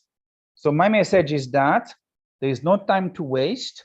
We must be united, work together, and develop within this coming 20 years some herbal products that will help to fight, viral pandemics, but also we can look into products for multi-drug resistant bacteria and yeast. Thank you very much.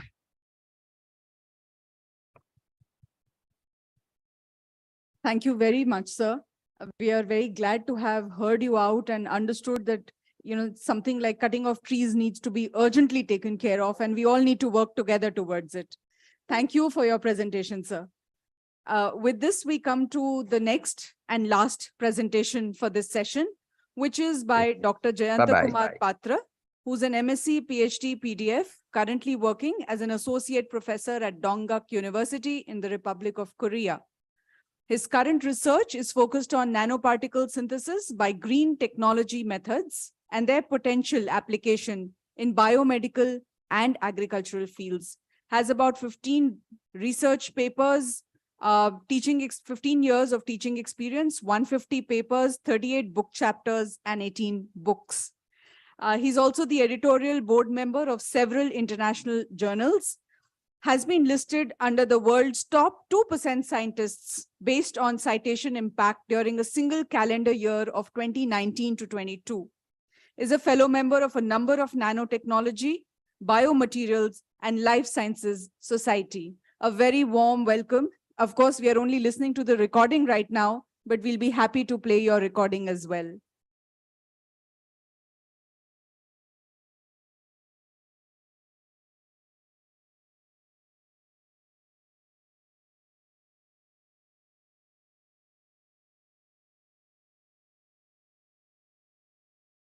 While we do have 3 more minutes before we are able to wind up and download the video that Sir has sent, could we please give our little warm token of appreciation to our chairpersons? Request all the chairpersons to be please Professor Viranud Nisapatro.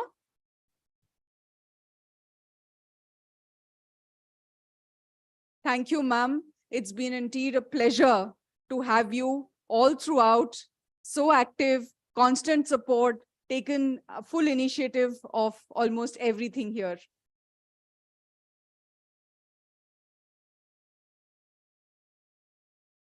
Professor Kamal Kumar Gupta, our Vice Principal, presenting a memento.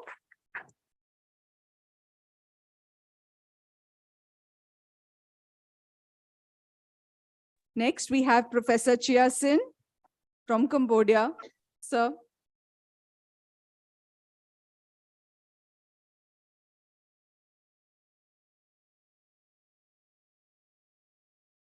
And we also had Dr. Julieta. Ma'am, Professor Gupta, please do the honors once more. These were some very important and intellectual sessions.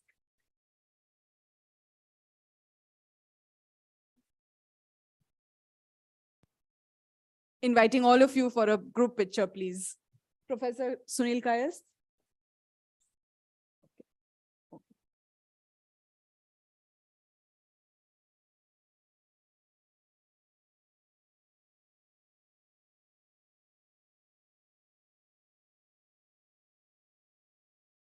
I think we have time for 1 or 2 more group pictures. If we can, please, it's our privilege.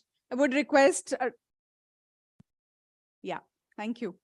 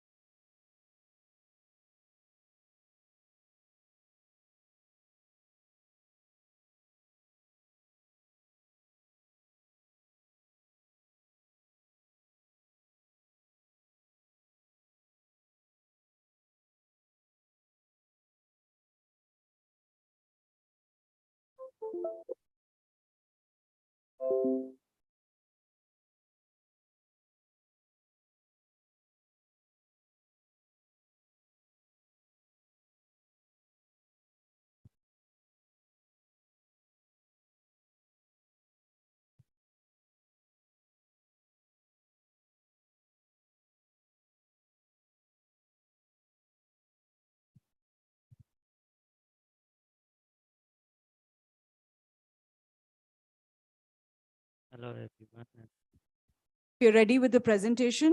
Professor Dr. Jayant K. Mahapatra, and his presentation is on green synthesis of gold nanoparticles using sericin protein and investigation of its biological potential. From the Republic of Korea, for us, Dr. Jayant K. Patra. I'm Dr. Jayant Kumar Patra, working as an associate professor at Dongguk University, Republic of Korea. So today I'm going to present on the topic green synthesis of gold nanoparticles using sericin protein and investigation of its biological potentials. So the overall content of my presentation will be introduction, materials and methods, results, discussion, conclusion, and the reference. Let's move towards the introduction. As we all know, silk cocoon has two types of protein components, the outer fibrin, which is used as silk, and the sericin, which binds the fibrin to form a cocoon. So sericin is a water soluble protein, and it is usually removed from the silk cocoon in the process of making silk. It is as a biological waste material, and it is the process of obtaining silk from the sericin silk cocoon is called degoming. This silk protein has numerous applications in the field of pharmaceutical, biomedical, cosmetic, and food industries. The important factor is the recovery and reuse of this sericin material, and that not only minimizes the environmental issues which arise due to the throwing of sericin to the outer environment, and also this sericin has a high scientific and commercial value. Considering the vast potential of this sericin based material in the current investigation, we have attempted to extract this sericin from this silk cocoon, purify it, and study its biopotential in terms of gold nanoparticle synthesis and its potential applications.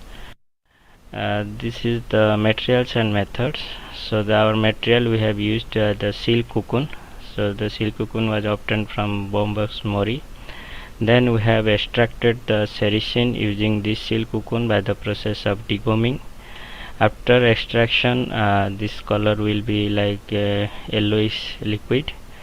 Then we have dialysed this crude sericin solution using a dialysis membrane, and then we have lyophilized this sericin to form powder form. Then we have used this sericin powder material at a different concentration for synthesis of gold nanoparticles and study its biopotentials. The overview of synthesis of gold nanoparticles using sericin solution. So initially we have used different concentration of sericin solution as the reducing agent. Then we have used gold chloride solution as the precursor element. We have used different concentrations of gold chloride, and we have standardized this process, and we have used the optimum process. We exposed this to UV light, and after 24 hours of incubation, the gold nanoparticle was synthesized, which was confirmed by the change in coloration and the visual coloration. After this visual confirmation, it was subjected to characterization of the synthesized nanoparticles. The characterization of these synthesized gold nanoparticles was done for their morphology, physical, chemical nature, shape, size, and composition by different analytical techniques such as UV visible spectroscopy, transmission electron microscopy, energy dispersive X-ray analysis, X-ray powder diffraction analysis, dynamic light scattering, and zeta potential.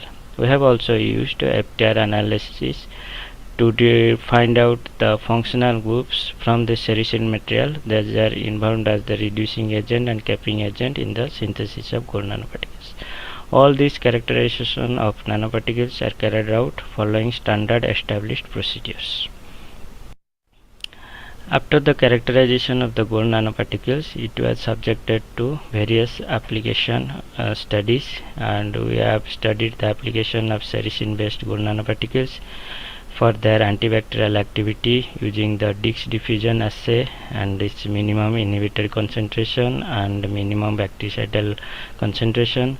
The antioxidant potential of the sericin based nanoparticle was carried out by DPPH free radical scavenging assay, ABTS free radical scavenging assay, reducing power assay, And the wound healing potential of this gold nanoparticle was carried out by scratch wound assay and cytotoxicity assay. All these assays were carried out using standard established procedures. Let's move towards the antibacterial potential study. So the antibacterial potential of this sericin based gold nanoparticle was evaluated by standard disc diffusion assay against 4 different foodborne pathogenic bacteria such as Escherichia coli, Enterococcus faecium, Salmonella enterotica and Salmonella typhimurium.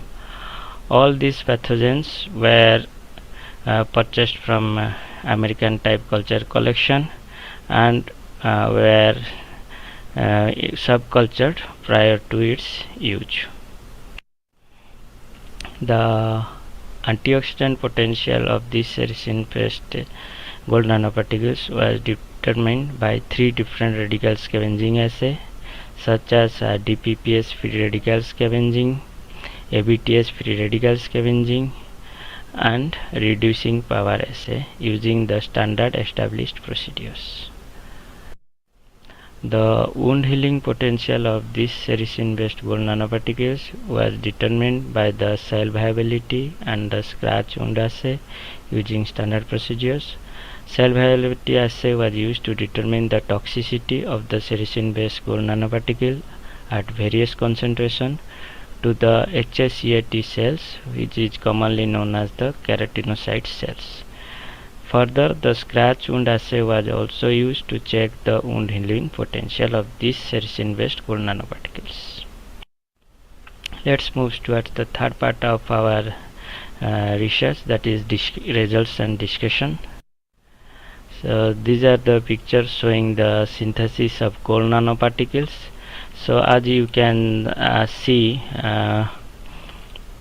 the initial picture shows at 0-minute incubation it is clear, whereas the mixture solution at 24-hour incubation it is reddish purple in coloration. That confirms the visual. After the visual synthesis, we have subjected the material for various characterization technique, and the first step was the UV visible spectroscopy. This graph shows the scanning UV visible spectroscopy of these synthesized gold nanoparticles. As we can see, the blue line is the scanning image of spectral image of only gold chloride solution, and which does not have any peak, whereas the orange line shows a steep peak at 500 nanometer. That confirms that the mixture solution is the solution of synthesized gold nanoparticles. After the UV visible spectroscopy, the synthesized material was subjected to transmission electron microscopy, and this is the image of transmission electron microscope at 5 nanometer range, and it can be seen that the gold nanoparticles are spherical in nature and within the range of 100 nanometer. And this second graph is the graph of energy dispersive X-ray analysis, and this red circle shows that the synthesized materials is composed of gold. And this is the X-ray powder diffraction analysis spectral image, and it shows 4 distinct peaks which are distinct to the gold nanoparticles, and the peaks are corresponds at 2 theta angle of 38.42, which is correspond to 111, then 2 theta angle of 44.59, which is correspond to 200, 2 theta angle of 65.12, which is correspond to 220, and the 2 theta angle of 78.45, which is correspond to 311. All these peaks are specific for the gold nanoparticles. These are the graphs showing the size distribution by intensity and the zeta potential of the synthesized gold nanoparticle. So the average size distribution of this synthesized gold nanoparticle as per the size distribution spectroscopy was found out to be 53.80 nanometer, and whereas its zeta potential was found out to be minus 25.5 MB. So these are the graphs of FTR analysis. So the first graph shows the FTR analysis of sericin based gold nanoparticle, and the second graph shows the FTR analysis of only sericin, and we can see that there are distinct peaks are seen in the sericin based gold nanoparticles, which confirms that the gold nanoparticle has been synthesized using sericin as the reducing and capping agent, and the sericin material plays an important role in the capping and stabilization of these synthesized gold nanoparticles. So let's move towards the biological activity potential of these synthesized sericin based gold nanoparticles. The first is the antibacterial activity potential. So this table shows the antibacterial activity of this sericin based gold nanoparticle, and by the Dix diffusion assay. So we have used 50 microgram per Dix, and we found that the inhibition zone ranged from 8.56 to 9.58 mm against all the 4 tested pathogenic bacteria, which is comparable to the cefalexin, the standard purified antibiotic, which was used at 10 microgram per Dix. So the image shows the Dix diffusion inhibition result, and these are the antibiotic Dix, the nanoparticle Dix, and this dark clear circle around the Dix shows the diameter of inhibition. Let's move towards the antioxidant potential of the sericin based gold nanoparticles. We have studied the antioxidant potential in terms of DPPH periodical scavenging assay, ABTS periodical scavenging assay, and the reducing power assay. So as seen in the DPPH scavenging assay figure, so we can see that the sericin based gold nanoparticle has increased inhibition or scavenging potential with increase in concentration of the sample, and the results are well comparable with that of the standard BHT, which we have taken as the reference standard. The BHT means butylated hydroxytoluene. It is a synthetic antioxidant agent. Similarly, in case of the ABTS scavenging assay, we also can see that the scavenging potential of this sericin based gold nanoparticle increased with increased in concentration of the sample. We have used 3 different concentration of the sample ranging from 25 microgram per ml to 100 microgram per ml.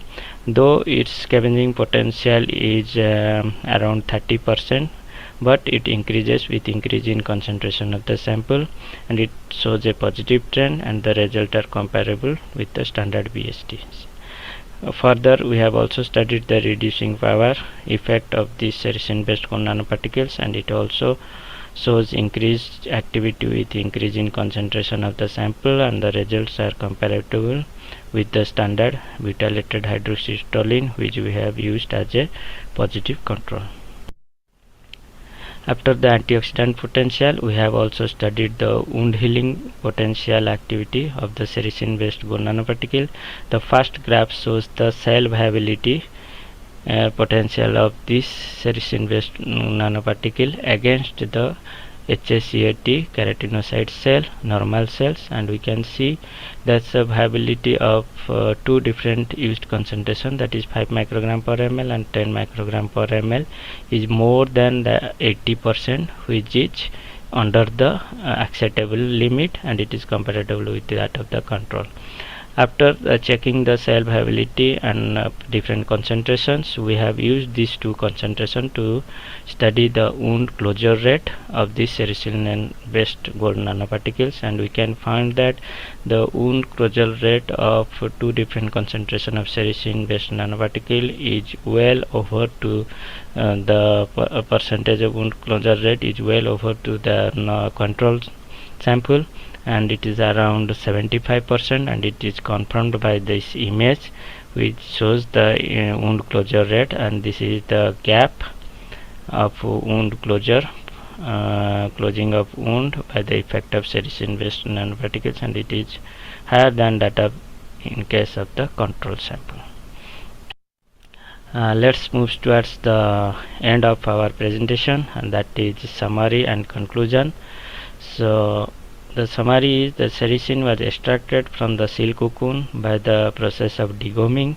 After extraction, it was subjected to dialysis and lyophilization. The percentage of crude sericin was found out to be that of 3.60 weight by volume, whereas that of purified solution was found out to be 3.47%. After this extraction, it was subjected to synthesizing gold nanoparticle using sericin as the reducing agent. After synthesis, these sericin-based gold nanoparticles were characterized using various characterization techniques such as UV visible spectroscopy, transmission electron microscopy, and energy diffusive X-ray spectroscopy. The visual color change and the UV visible spectroscopy confirmed the synthesis of gold nanoparticles with absorption maxima at 504 nanometer.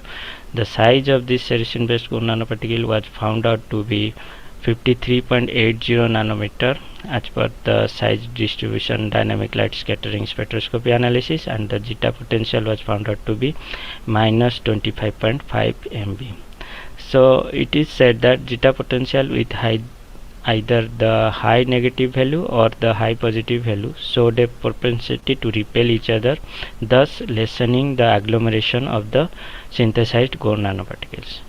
The XRD analysis displayed 4 clear diffraction peaks at 2 theta angle of 38.42, 44.59, 65.12 and 78.45 respectively, which are equivalent to 111, 200, 220 and 311.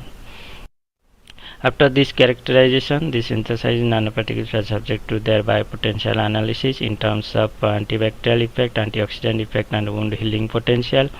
This sericin-based gold nanoparticle displays promising antibacterial potential against all the 4 tested pathogenic bacteria with a diameter of zone of inhibition that range between 8.56 to 9.58 nanometer or millimeter. The results are well comparable with the standard antibiotic cefalexin, whose diameter of zone of inhibition was between 12 to 13 mm.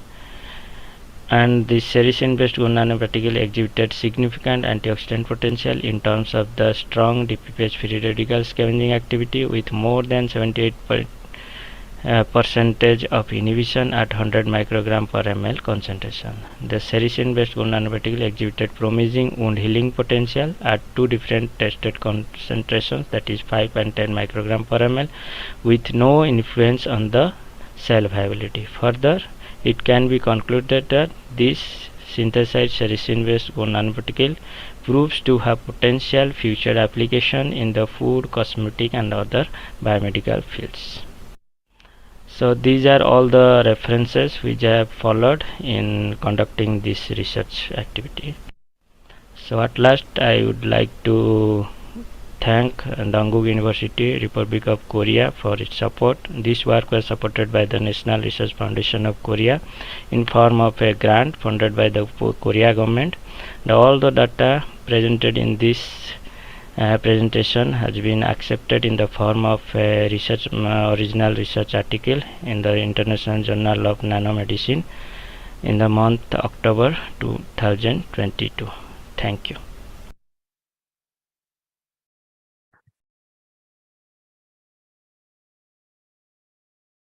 Thank you so much. We are so glad that we could hear you, at least the recorded presentation, and it's as latest as possible. It's October 2022. So I think with this, we come to a close of our sessions 5 and 6. We've had some wonderful presentations, wonderful details of so many important topics talked about. And I hope that all the audience right here with us in physical mode who are present with us and those who've joined us online have had a very intellectually stimulating session through the day. With this, we close this session. We break for lunch. We come back for the valedictory session in the auditorium, main auditorium again. Thank you so much, everybody.